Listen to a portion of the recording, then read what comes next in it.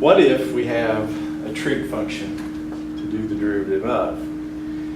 Well, it turns out, yeah, each one has its own little rule, derivative rule. So that's why we want to try to come up with, maybe we won't develop them all, but let's just start with f of x sine of x. All right, so the way I like to explain it, where the derivative comes from, is look at the graph. Let's take a look at the graph here and see if we can reproduce the derivative graph and then come up with the derivative of it. All right, so here's sine of x. Remember going through that. The graph looks like this. Up, down, periodic wave, we call it. And so, one thing we can see, if I sketch the graph of the derivative over here, is I've got a lot of those horizontal tangents, don't I? I got one here, got one here, got one here, here, here. And if you remember, for sine, where do those occur? Well, the period of sine is 2 pi, so that's 2 pi. It goes through one cycle at 2 pi. So this would be right here, halfway, that would be pi. So what are these? At the pi over 2's? Pi over 2's, one horizontal tangent, 3 pi over 2, that's 5 pi over 2. So yeah, at the pi over 2's, we say odd powers, odd pi over 2's, negative pi over 2, negative 3 pi over 2, it cycles through those. So what does that mean over here? Well, that's where the derivative is 0. So I've got zeros at the pi over 2's. So here's pi, here's 2 pi. So at the pi over 2's, I've got zeros. Just do it this way. Okay? Now, let's do the minus pi over 2 to pi over 2. From between minus pi over 2, what kind of slopes do I have? Tangents. Positives, aren't they? So I've got positive slopes here. They start, so if I go around, they start ever so slowly going positive. So small positive gets bigger, but at some point it turns back around and comes back down to 0. Positive, small, comes back to 0. Well, between this one and this one, pi over 2 to minus 3 pi over 2, well, look at that. I've got negative slopes. So it's down here.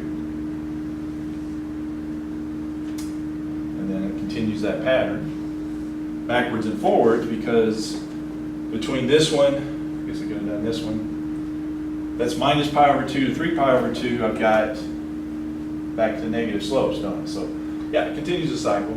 Positive, negative, positive, negative.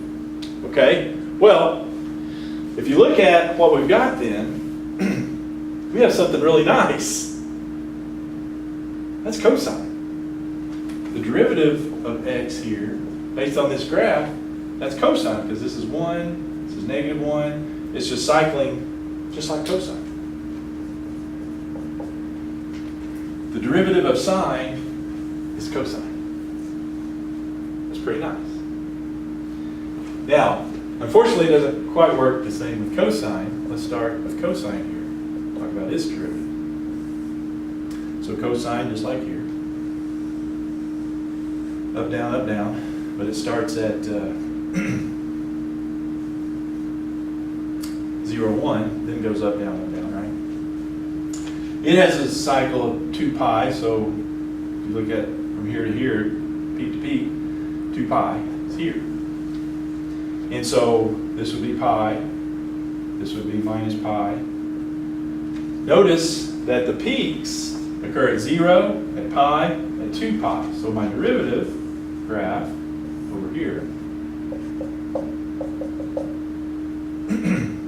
at 0, we've got a 0. At pi, we've got a 0. At 2 pi, negative 2 pi, those are x-intercepts, zeros of the derivative, right? Because that's where my horizontal tangents are. All right, now, however, notice between 0 and pi, what have I got, slope-wise? negatives, right? Down here. Between pi and 2 pi, I've got the positive, so it's cycling like this.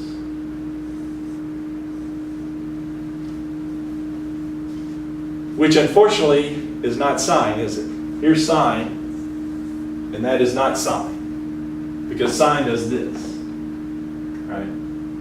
But what is that? It's the opposite of sine. It's minus sine.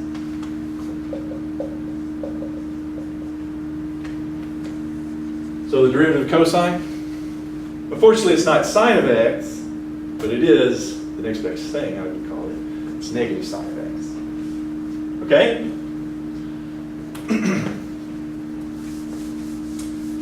Keep that in mind. The other one I'll do, sort of, is tangent. I think I told you earlier, but spilled the beans on that. But here's, tangent and sine and cosine look a whole lot different. Tangent looks like this. It's got the little branches with the asymptotes at pi over 2's.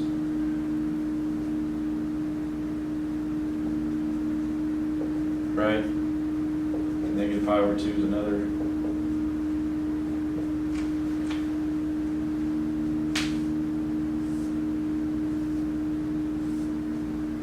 Well, the interesting thing about that is if I look at the derivative in this graph,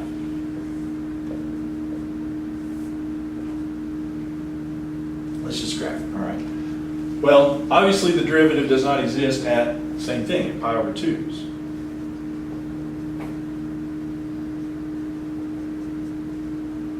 It's probably too far out.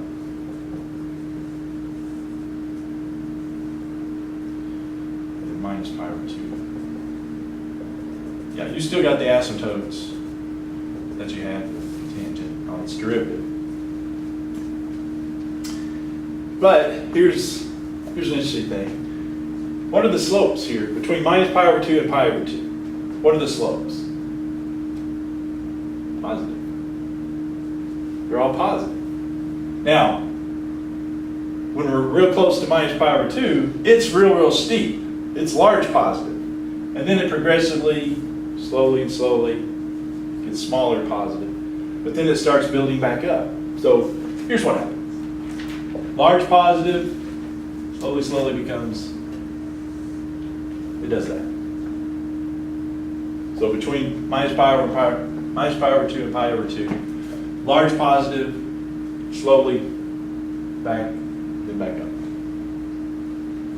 Well, kind of understand that, then you understand the rest of it, because this is the exact same graph. Got the same, the branches all look the same. Positive, positive.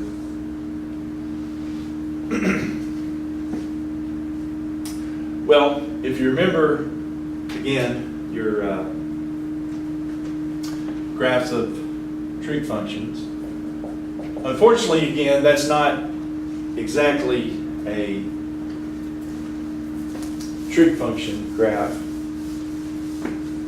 and it's not quite the same as cosine either, where it's minus sine. No, we don't have one where everything like this is above the x-axis. With secant, remember, it was here, and then down here, and then up here, and then down, it alternated. And so that's why this is not secant of x, it's secant squared of x. Okay? Because it sort of takes, the one that was below, which I guess was over here, if you square it, it makes the negatives positive. So anyway, because it's not full-blown proof of the derivative of the tangent is secant squared, but anyway. Okay? So that's kind of gives you an idea. Here's kind of the table to remember. So we saw that the derivative of sine was cosine of x. ddx of cosine of x is the next best thing. It's negative sine of x. The ddx of tangent of x is secant squared x. then the others I'll just give you. The ddx of cosecant x is negative cosecant x times cotangent x. You don't have a good way to explain that one. ddx of secant of x, ddx of secant of x is secant x tangent of x. And then the ddx of cotangent of x is negative cosecant squared x. I said I don't have a good way to explain this, but take for example this one. If I know these, I can get this one out of these because remember cotangent's the reciprocal of tangent, so that would be cosine over sine. And if you want to see where that, if you know the derivative, we can do the quotient rule on that. And it turns out it'll come out that.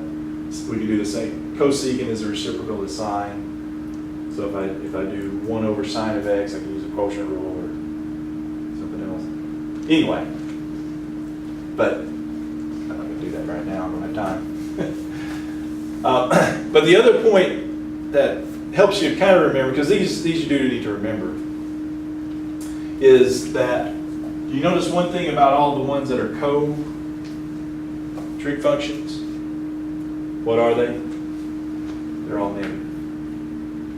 A cosine is negative sine x, cosecant is negative cosecant cotangent, cotangent derivative is negative cosecant. So you kind of remember that, helps you remember where the negatives go.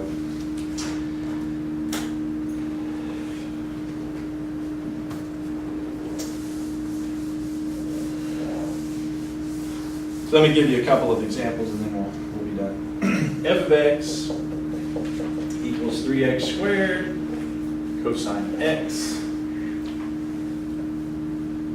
So let's do the derivative of that. Yeah, so these are the ones where the product rule, you have to, if you got a product, you have to use product rule because you can't distribute the 3x squared in there. So yeah, it's product rule. So we do derivative of the first, 6x, but we don't do the derivative of the cosine of x. We rotate it. 6x times cosine of x, and then we do 3x squared times then the derivative of the cosine of x, well that's negative sine of x. And I guess really the only thing to clean it up would be, I guess we could do some factoring, but just call it minus 3x squared sine of x. Minus 1 times the 3 there. Other than factoring, that's about it. Other one,